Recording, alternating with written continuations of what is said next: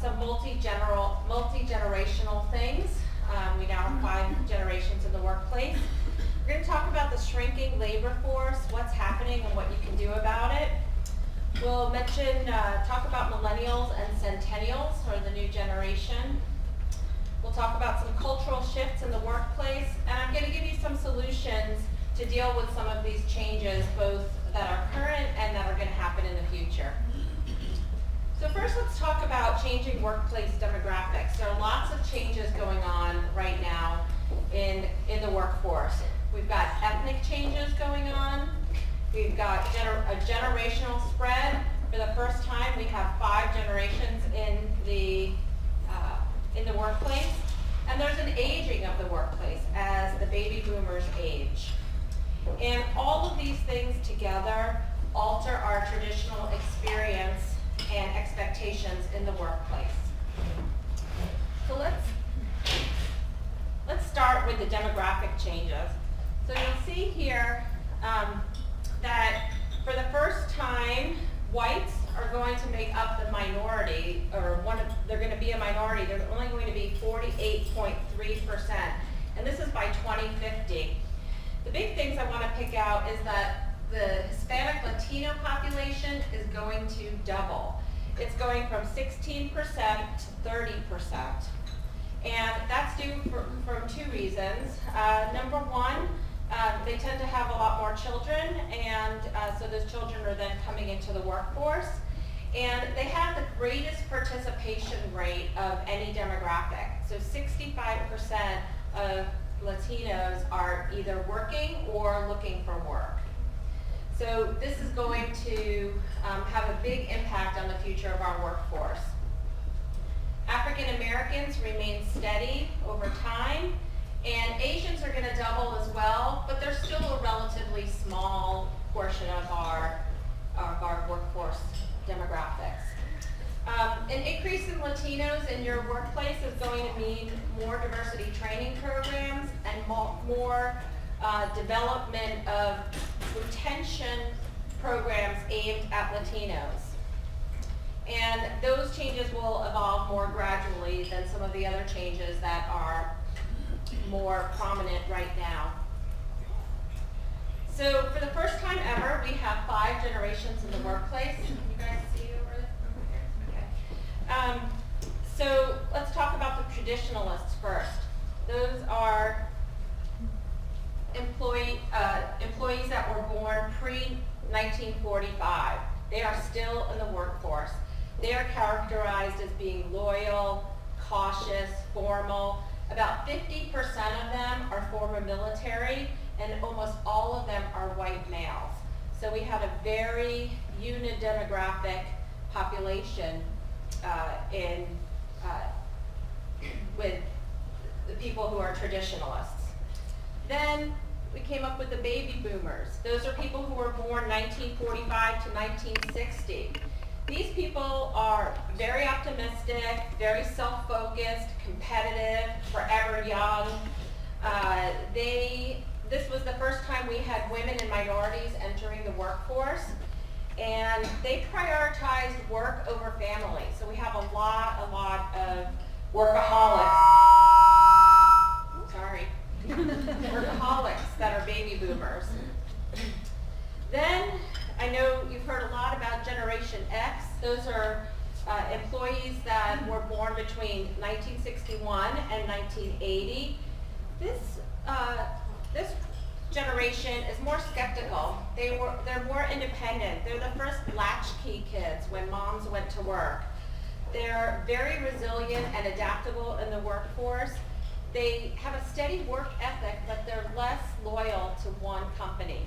So whereas our baby boomers typically work at one company their entire career, in Generation X, it's the first time we've seen employees move around more than what was traditional in the past. There's been a lot of talk lately about millennials, which is Generation Y. They feel that they are entitled. They want constant feedback. They grew up with the internet. They work very, very well in a team. There's been a lot of emphasis over the last few years about millennials this and millennials that. I'm actually going to talk a little bit more about them they're soon going to make up about 50% of our workforce. So they make their own choices, they question authority, they need constant communication, and they think of work as a means to an end. Now, this is the first time we've got people born after 1995 in the workforce. These are our kids that are currently graduating from high school. They're the most diverse generation we've had thus far in this country. They're on social media constantly. Their life is an open book on social media. They prefer more virtual communication styles. They're not really interested in having one-on-one meetings. They want to be entrepreneurs, like the Generation X also want, and Generation Y also want to be entrepreneurs. But these guys are a little bit more frugal and a little bit more conservative than their previous generation. And there are some changes happening in the workplace with them joining, but we're not really sure exactly where things are going, and we'll see that over the next few years. So let's talk a little bit about how these generations define work. The first, traditionalists, work is an obligation. It's an exciting, and then they have to work. The baby boomers looked at work as an exciting adventure. Generation X looked at work as a difficult challenge or a contract. Generation Y, a means to an end and fulfillment. They really want to have their workplace be everything to them. And Generation Z is a means to stability. So a lot of different focus for your employees on how they are approaching their work. So this slide here talks about 5 generations in the workplace, and it may be hard to see. We've got aspirations. For traditionalists, it's home ownerships. For baby boomers, it's job security.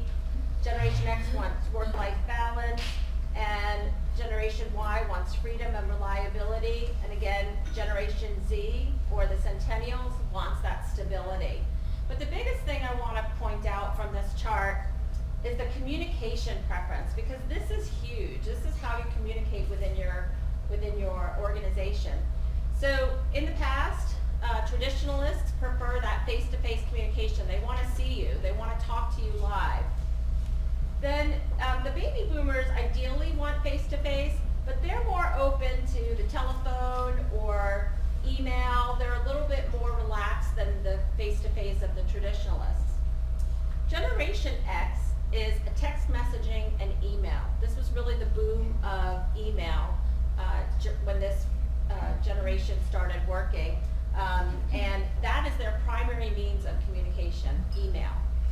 And finally, you get to Generation Y, the millennials. They are all about the web, they're all about the phone, and they're all about texting and social media. So this is a huge change. I wanted to tell you a story about something that shocked me. I was at a Thanksgiving dinner, and there were 2 brothers there, and I heard one of the brothers say to the other brother, "Hey, give me your email, man, and I'll send you that stuff." And I said, "Wait a minute, he's your brother. Why don't you have his email address?" This was completely foreign to me. And he said, "Oh, we always text." And these were kids that are probably like 25, 26 now. So there really is a change in how people communicate. You really have to be aware of this when you're talking to your employees. Now, I'm not suggesting you do things that some employers have done, which is do layoffs by text, or which has happened. It has happened. But you may want to think about more casual communications with your employees. People tend to bring their own devices to work now. And if you really need your employee, or you need to reach them before or after hours, instead of sending emails, sending texts is really something that's become more widespread and acceptable. Let's talk about what the makeup of the changes are in the workplace. So this is over 15 years. Down here we have 2005, the composition of the workforce. We have our traditionalists, our baby boomers, Generation X, and our millennials.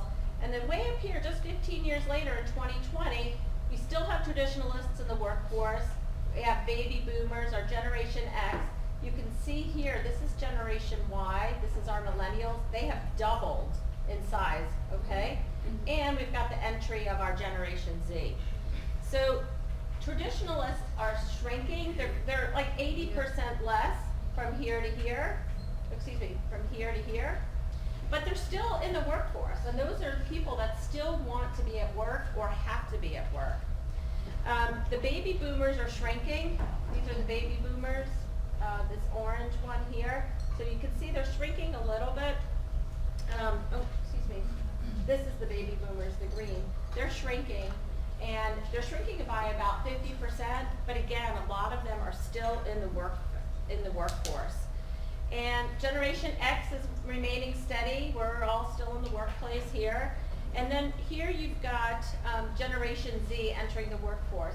The biggest thing about this slide, I think, is the fact that the millennials are doubling and that they're going to be 50% of your workforce population.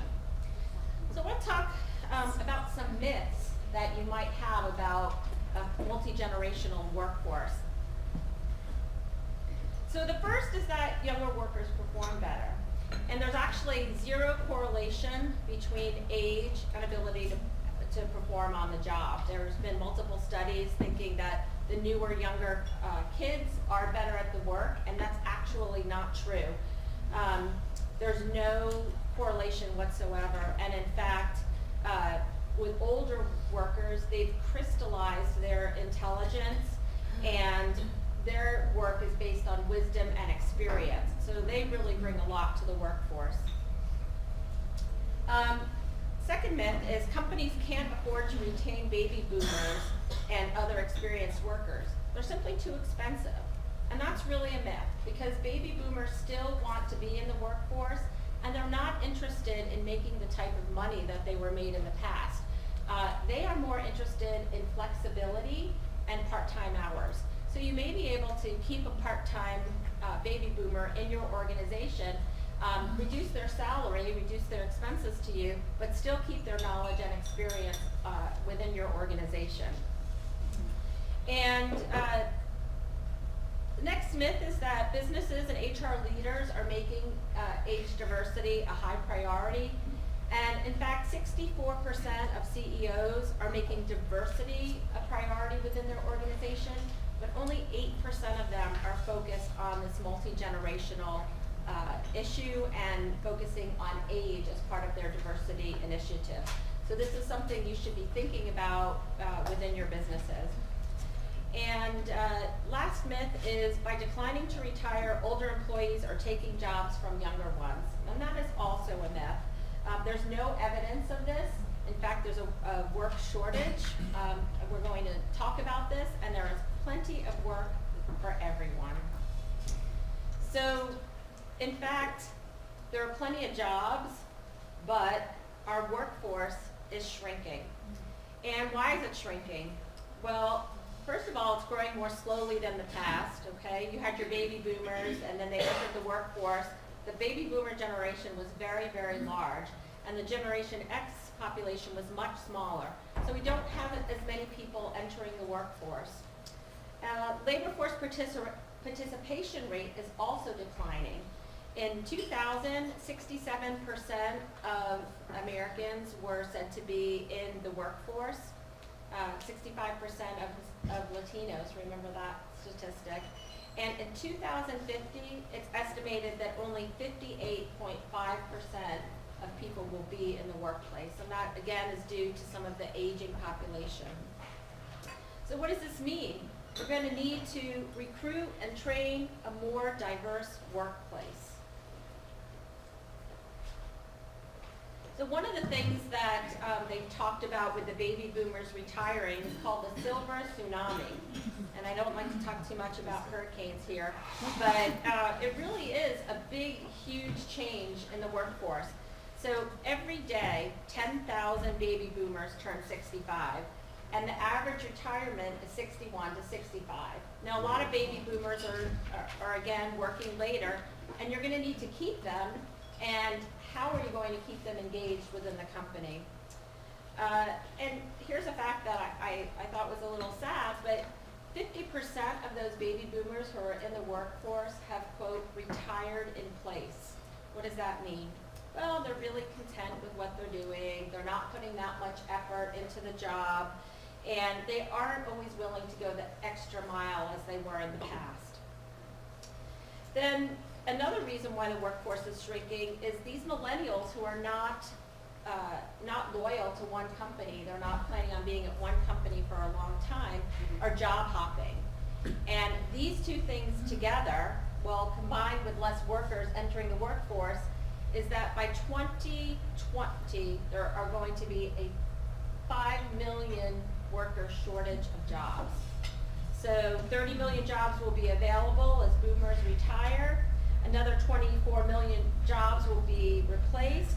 But because the population of younger workers entering the workforce is smaller than the people exiting the workforce, we're going to have a shortage of 5 million workers. And so this isn't that far away. That's only 2 years away from now. So what is that going to mean for keeping your employees within the workplace and for hiring new employees? So I have some solutions on how to deal with this. The first is you should encourage your baby boomers to stay within the workforce. Give them flexible schedules that they're looking for. Give them part-time hours. A friend of mine went back into the workforce she's 72 and she works part-time as a marketing manager. Works out perfectly for her employer, works out perfectly for her. Her hours are very flexible, she gets paid a set salary, and it works for both parties. So you need to consider some non-traditional types of employment. Another thing you need to do is build a mentoring culture. As your baby boomers leave the workforce, there needs to be some knowledge transfer, okay? You've got somebody who's been at the company a long time. When they leave, you have to make sure that knowledge is retained in your organization. So what can you do about that?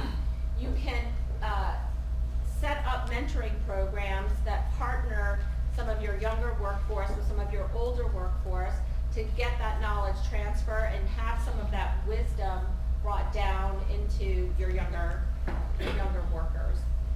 At NASA, they have a program where they have this mentee-mentor relationship with older and younger, and they are helping them understand not only the how to do things, but the why they're doing it that way. So that's really important, that knowledge is important to pass on.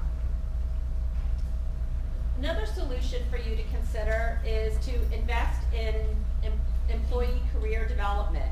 You want to retain your top talent, so you have to think about career paths. And some of you I know work at smaller organizations, but you have to think about a way for your employees to take on more responsibilities and to move up within your organization rather than leaving and job hopping and leaving all that knowledge, taking all that knowledge with you. So career pathing and career development, sending your employees to training programs, this is going to become more and more important. The other thing you can do is redesign your job descriptions and make your jobs, instead of just very task focused, to make them more enriched and make enlarge employees' contributions. Think not only can my employee in accounts payable do accounts payable, but maybe they could do something else. How can I expand their job and keep them interested? And I've mentioned this before, but millennials, you need to cultivate them. You need to, if you're not doing this already, you need to think about how millennials are going to affect your workforce, because they're going to be half of the workforce in just 2 short years. So let's talk a little bit more about millennials. So they're going to be half the workforce, but when they were surveyed, 2/3 of them plan to leave their jobs by 2020. Okay, that's a huge amount of turnover that you're going to have to deal with in your populations. Their top priorities are work-life balance, opportunities to progress as leaders, flexible work arrangements, a sense of purpose, and professional development programs. So as the boomers exit, these things are going to be more and more important to them, and more important to develop programs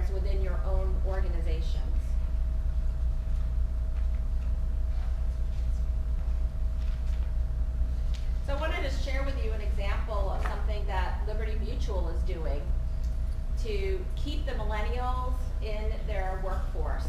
The first thing that they're doing is they're offering paid internships that turn into full-time jobs. So it's not an internship program that lasts just for the summer, but the expectation is that after the employee graduates, they're gonna come work full-time for Liberty Mutual. They have a very lengthy and onboarding process. They're really interested in getting that employee when they first come in the organization, teaching them, growing them, and developing them. They have a lot of support for continuing education and a huge tuition reimbursement program. So these are places where you're going to need to think about the development of your employees and start budgeting for career development for them. They have executive and peer mentoring programs. They have a lot of opportunities to work in the community. Social action is a very big part of the millennials' makeup. They really believe in giving back. They have a lot of flexible work arrangements, and they have a merit-based compensation system. And this system is really working very, very well for Liberty Mutual, and they're really able to hold on to their millennials. So they're good best practices. Next, I want to talk about the Nexters, the Centennials, or the Generation Z. These are the kids that are born after 1995. And let's talk a little bit about what they want in the workforce. Well, first of all, they're always connected. You know, they're walking with their phones all the time. They're talking to their friends. They're Facebooking, Snapchatting. I don't even know all the new ones because I'm not a centennial. But one of the concerns we have with them is that they're not able to really communicate or form strong interpersonal relationships. Okay, so how is this going to affect how you work with them in the workplace? They're the texters. So how are you going to get them engaged? They also lack some professionalism, patience, maturity, and integrity compared to the millennials. And you know, I'm teaching right now at Lynn University, and I can really see some of the lack of maturity in some of my students, who some of them are not even turning in assignments, which is something I would never think about doing if it was 20% of my grade.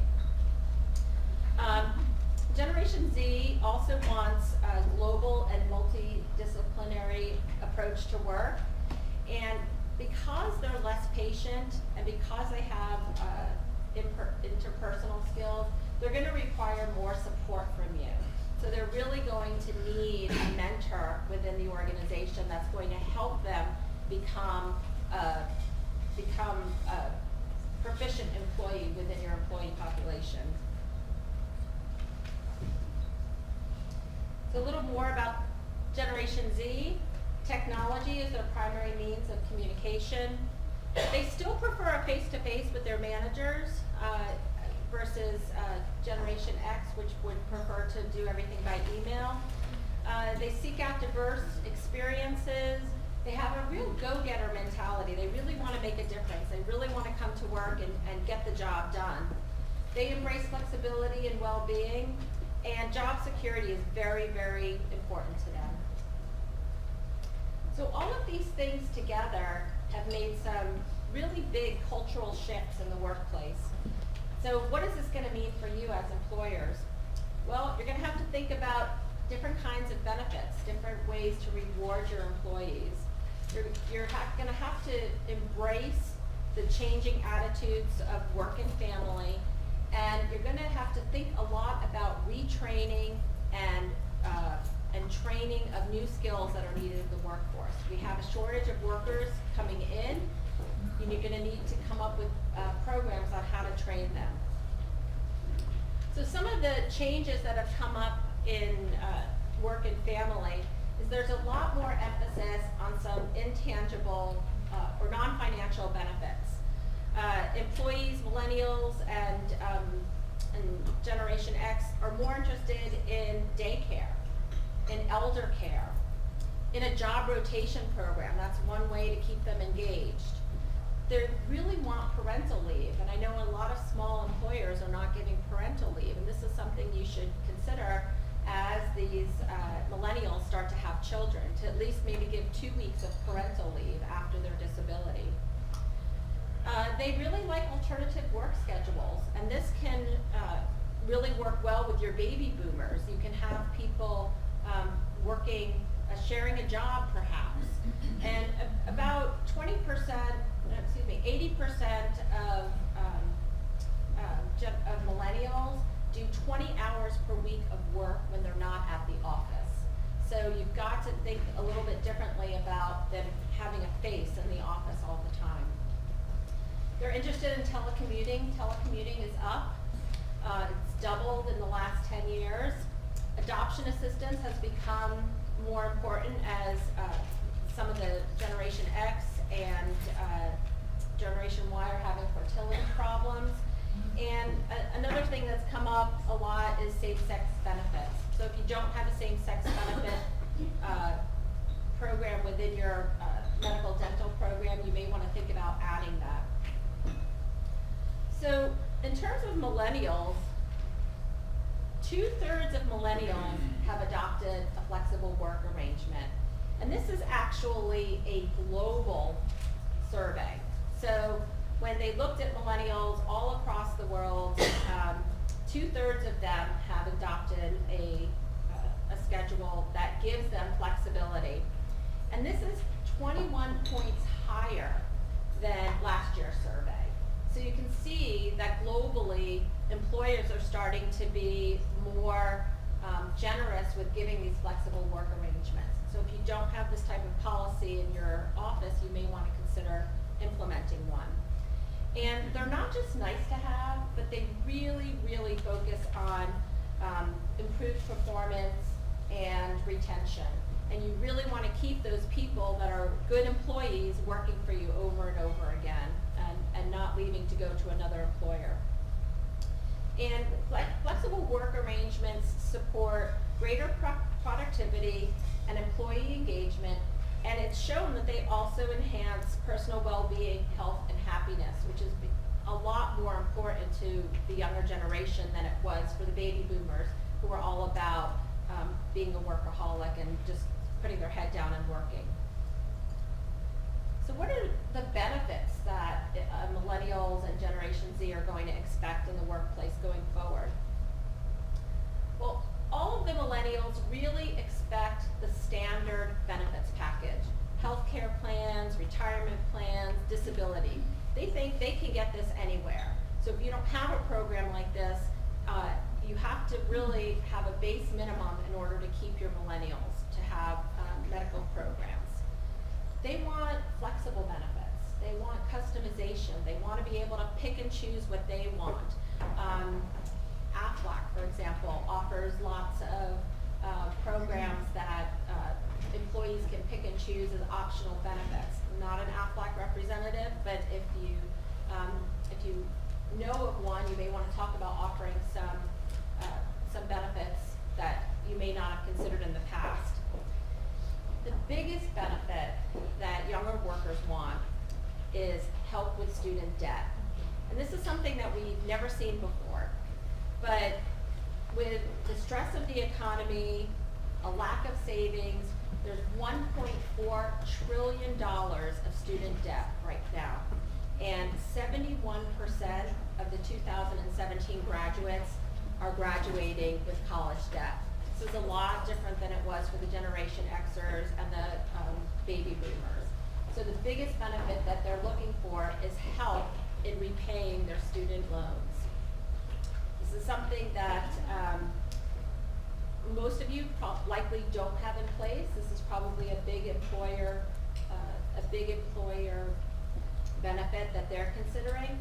But I think helping with tuition reimbursement and helping with loan repayment, it's a non-direct financial compensation for your employees instead of some direct financial things like salary and bonuses. And they expect these non-financial perks. They expect them. It's an expectation to have flexible work hours, wellness programs, a relaxed dress code. And if you don't have a relaxed dress code, they want to know why. Well, why can't I wear jeans or shorts or flip-flops to work? They want to know the rationale behind this. And this is something that's concerning, is that the millennials, there's a lot more depression and anxiety in our society as a whole, but especially in the workforce with our millennials.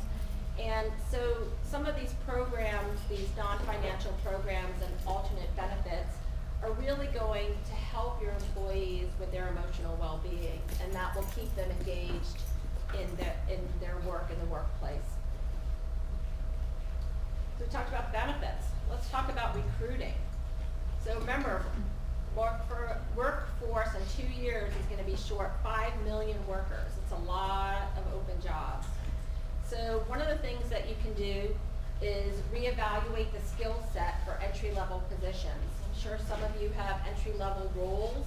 You may want to reevaluate what somebody needs to bring to the table. You're going to have to prioritize your candidates that have mental agility, not just the skills, but that are able to develop new skills. You're going to continue, if you have somebody helping you with recruitment, you're going to have to continue to or change the way that you're sourcing those external candidates. If you're going out and tapping the passive market, you're going to have to change some algorithms in that and focus on critical thinking skills. You may need to add experiential situations for recruits so you can observe them. Some of these kids coming into the workplace are not skilled. They're not as skilled as their predecessors. So we want to see them in action. So think about changing your recruitment a little bit, maybe having them come in for a half a day, see how they work within your office. And finally, unfortunately, we may need to consider increasing base wages for people because there's just simply not enough talent to go around. So for recruiting, we have our traditional recruiting process, which is you have a hiring plan based on the technical skills and the work experience, and you're looking for people who already have those skills and abilities, and you're doing your recruitment primarily through job postings. And the new way of thinking is to focus on a broader skill and not focusing on the skills that the employee already has or the work experience, but more their ability to learn and pick up new skills. You can have these tryout situations. You can, have somebody pay somebody for a week or two and have them try out the job if you're not quite sure about them. And you're gonna hire based on technical and cognitive skills rather than the work skills that you may have hired in the past.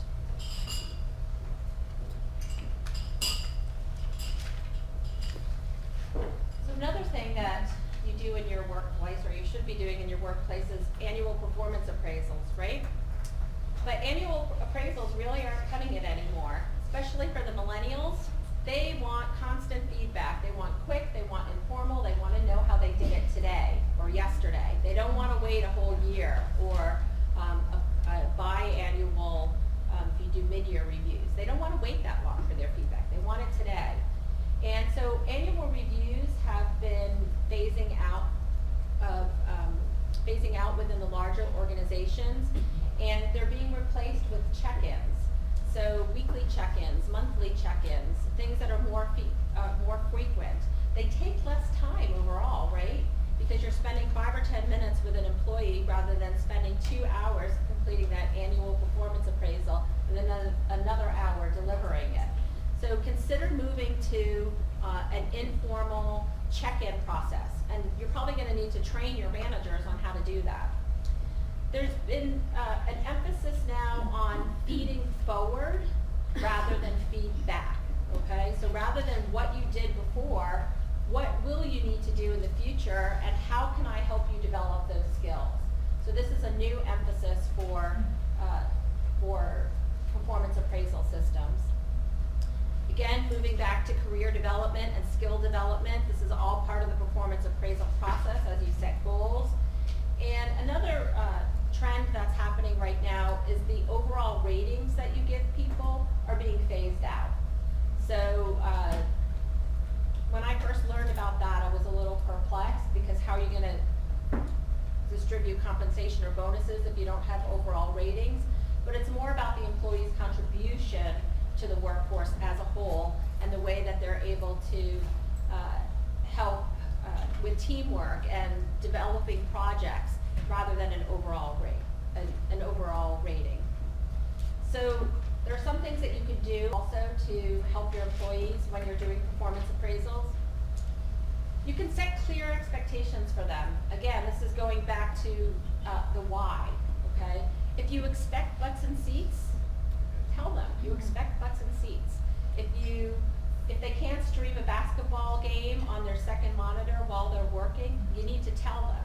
And you know what? You better have a darn good reason why they can't, because they're just as productive with that going on in the background.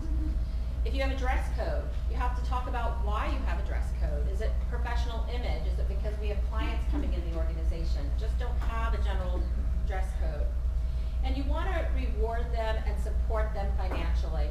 As I mentioned earlier, 70% of them will work up to 20 hours outside the office. So consider giving them that flexibility that they're craving. Reward them for meeting their successes. You don't have to wait until your annual performance appraisal process or your annual budgeting to give financial incentives. You can budget that money over the whole year and give people rewards based on reaching milestones. Give them opportunities. They need to learn, they need to fail, and they need to grow. And most importantly, they need to succeed. So it's really important that you engage them within the performance appraisal, within your management of them, so that they can really grow and develop in your company. And you can consider rotational assignments or horizontal movement. Job swapping is another thing that people do. They get trained with a coworker, and then they switch jobs. And this is, again, enriching people, giving people the career development that they're looking for, and keeping that knowledge within your organization. A couple of more things about millennials. They really want to make a difference in the world. They want that more than professional recognition. So those best employee things are not going to have as much of an impact on them as if they're making a difference within the world. They want their employers to contribute to social causes. So this means if you don't have an arrangement with a nonprofit, you might want to consider one. Okay? You might want to consider giving a volunteer day once a year for people to give back to their community. A sense of purpose. Why are they doing their job the way they're doing it? That's what they're craving. They really want to know what their purpose is in their work. And they value flexibility. You know, we say that a lot, but it's really one of the key things going forward. And here's a little bit of a difference is millennials want empowerment and collaboration, but Generation Z are thought to work more independently. So with millennials in the workforce, a lot of organizations went to the open office workforce plan, following companies in high tech like Google and Amazon. But this new generation coming into the workforce doesn't really like that as much. They like to work less collaboratively and more independently. So you may see some shifts again back to some of the more traditional office space. Or another trend is having open areas, but then having meeting rooms that can be booked or reserved so people can have some time to concentrate on what they're doing.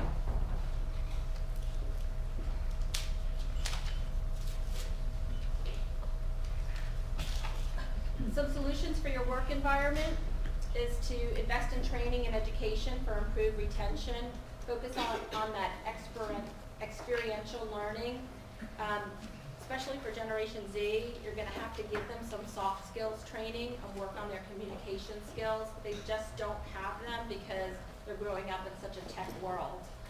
And another way that training has changed is to not just send people away to a class, but they have these nano videos that are 3 to 5 minutes, which can be about the attention span. You can buy programs that train people on some of these skills over a series of courses of nano videos.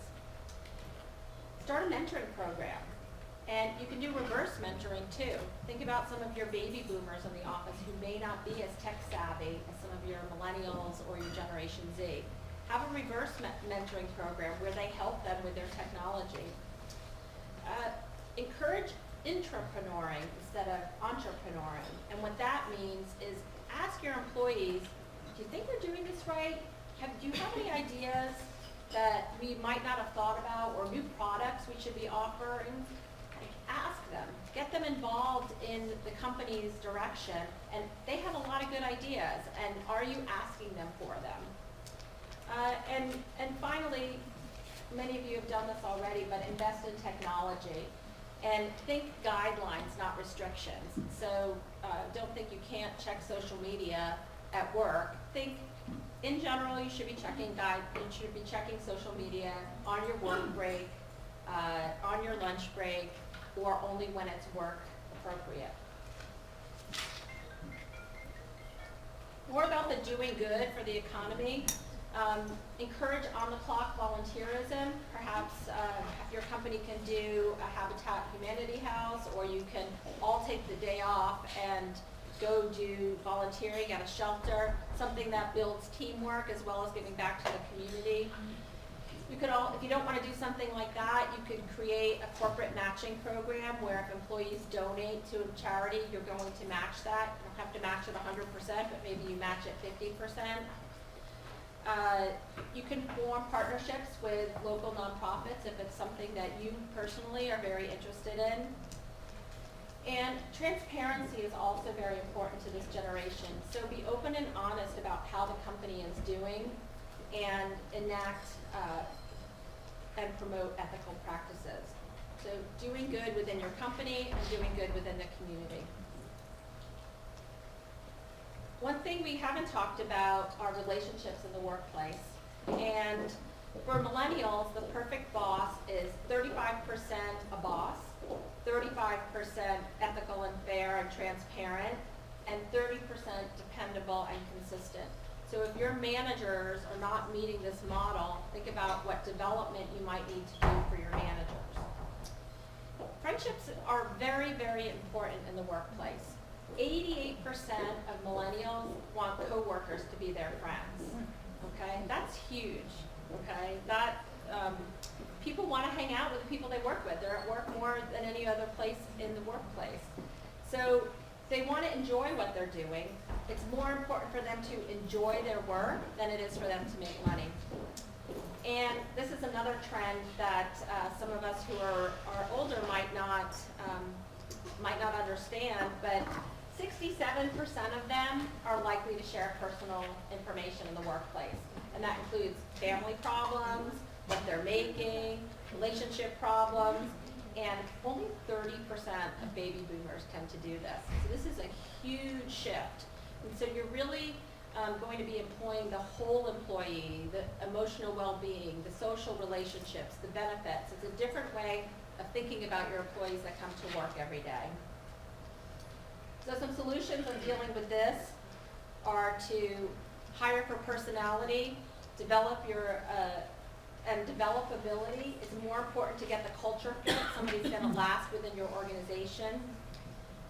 Be flexible. Assume they're getting the work done, and let them chit-chat or take a long lunch every once in a while. Don't be so crazy about having them back at their desk at 1:01 or before 1 o'clock when they take a 12 o'clock lunch hour.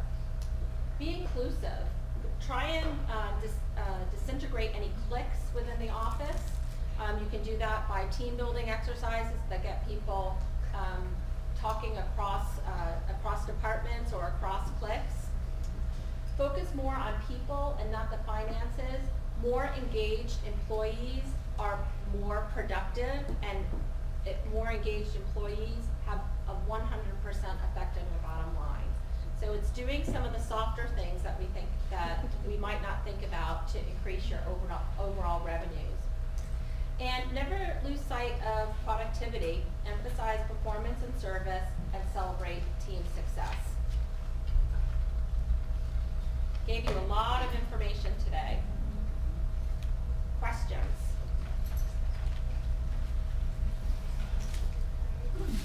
you talk a little bit more about your student debt pay, you were saying to maybe the company pay for the debt itself versus giving it through a wage increase? Yes, And that's still a deduction for the company and to it's do still a that. deduction for the company, correct? And how would we find that out? Like, how, do we have to contact the institution or the employee? Or? I honestly don't know the answer to that. Okay. If you give me your business card, I'll try and find out. Okay. I'm not quite sure how it works because it's such a new benefit. Okay. And I've not had experience with it in the past. Okay. Yes, A couple of questions. Just one, regarding the performance appraisal and the shift in how that's being done. I come from a very large company, and for practical reasons, we've struggled, right, about not giving the overall rating, because when you're really going to have to manage compensation for a huge group of individuals, it's not as easy just to think about their contributions, right? You have to have a different way of managing. Do you have a thought around what another option may be when you're managing large groups of employees?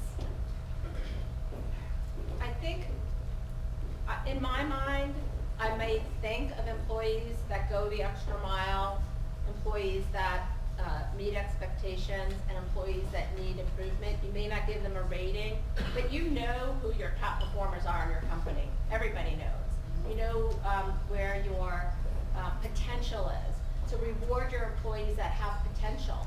They may have in your mind met expectations this year, but if they have potential, you're going to want to reward them. You're going to want to keep your top performers.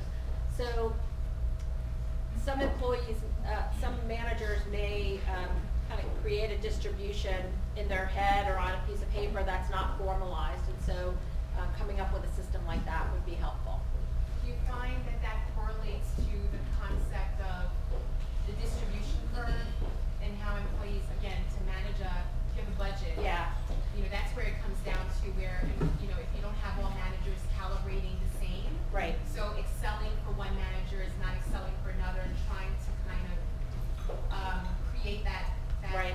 We are always going to have the quote-unquote normal distribution where 80% of your population is going to be in the middle. You're going to have 20% who are your exceeds expectations. They're your top performers. They're your employees with the most potential. And then you'll have your employees that are struggling. And, you know, based on the workplace shortage, you may, instead of firing them like you may have done in the past, you may want to, if they're salvageable, you may want to consider development programs or implementing a mentoring program and giving them extra help. So you're going to see that normal distribution because that's generally how things work out, especially with performance appraisals and with employees in general. But it's going to be hard to do managing a budget. And rather than thinking about giving 3% to everybody, you're going to want to really differentiate your merit system or your bonus system based on those top performers and keeping them within your company and really growing them and developing them. Another question? Yes? Give me your breakdown of the years for millennials, Z, and so I can really in my mind, because all I look at is the baby boomers and the millennials. You know, so give me an idea where the years break off. So it's actually in my presentation, and if anybody would like a copy of my presentation mailed to them, I'm happy to do that. Just come up after I speak and give me your business card. But in general, I'll answer the question. Pre-1945 is your traditionalists. The baby boomers are 1945 to 1960. Generation X is 1961 to 1980. Generation Y, or your millennials, is 81 to 95, and Generation Z is born after 95. But these are fluid dates. Yeah, These are general. So like myself, I'm a Generation X, but the way I work is very millennial. And that's maybe because I worked in that type of environment in the past. So I definitely have some Generation X thoughts on how I approach work, but I'm very, very millennial. I'm not Generation Z though. So your employees can have traits of both of them because these dates are really kind of fluid. Yes? As I was listening to what you were saying about changes to consider implementing, How do you take into consideration, one, that the nature of your workforce is changing, the percentages in your own workforce change, and also taking into consideration that there's something you might do that might impact negatively on another part of your workforce? You really have to pull back and think about what ifs. You could maybe do an employee focus group if you're thinking about making a change where you have people from both populations in that group and you have a discussion about, I'm thinking about doing this, how do you think people in your work group would be affected by this? And do you think that they would welcome it? And ask that of both work groups to see. And getting some outside advice, running it by a business professional who focuses on business changes might be something that might be helpful. Yes? You were talking about the flex time for employees, and how does that affect the liability of the 40 hours a week? So if you have exempt employees, employees who are not getting paid overtime that are salaried based on the type of job that they're doing, it doesn't matter when they work. They could work 1 hour a day or they could work 10 hours a day. For your non-exempt population, you're going to have them clock in and clock out. It's going to be tougher to manage with your non-exempt population, but maybe you want to have a shift in their work hours. So for some people who are parents, they may want to work 7 to 3, for example, instead of 9 to 5. Or you might have some employees that might want to work 10 to 6. So you can change it that way, but in general, you're not going to want to have your non-exempt employees doing work that's outside the workplace. And if they do work, you have to have them track it because they need to be paid for that. Any other questions? Yes, in the back.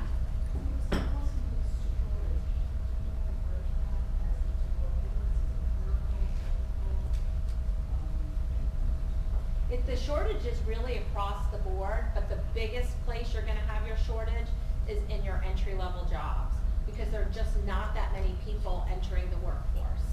So, and some of you may not have a lot of entry-level jobs, but as people leave your organization, you're going to have to fill them with someone, and that population is going to be much smaller. It's going to be very tight. So keeping your good employees needs to be a focus of your compensation philosophy, of your benefit philosophy, of your culture within your organization, your mentoring programs. They're all things you can do to encourage people to stay. And I just read an article last night on things you can do if morale is bad in your company, because not everyone has a good place to work, right? There may be some morale issues within your company. And so if you write on the back of your business card that you want that article, I'm happy to share that with you. Yes?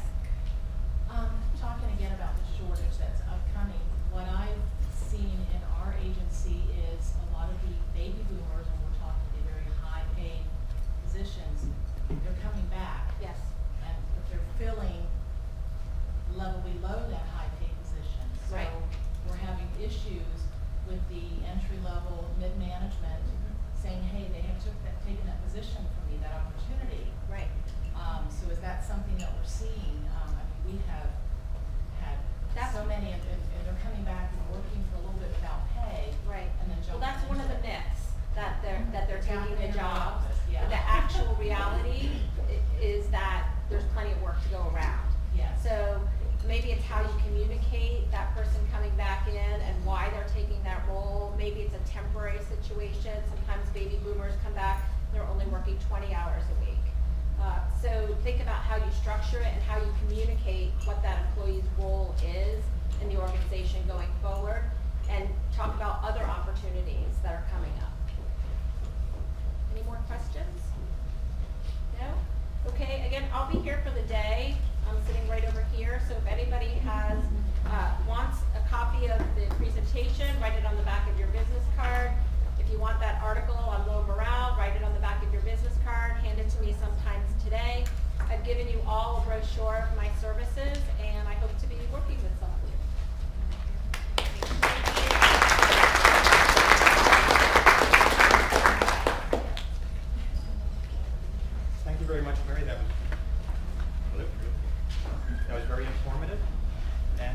sometimes I hear speakers, or I've seen speakers that come up and present all the facts, and then they have very little solutions on how to deal with those facts. And I just found this very informative, that you did have solutions and ideas and things to deal with the changing of the workforce. So next on our schedule, we have just a 15-minute break, so if we can be back in our seats by 10, we have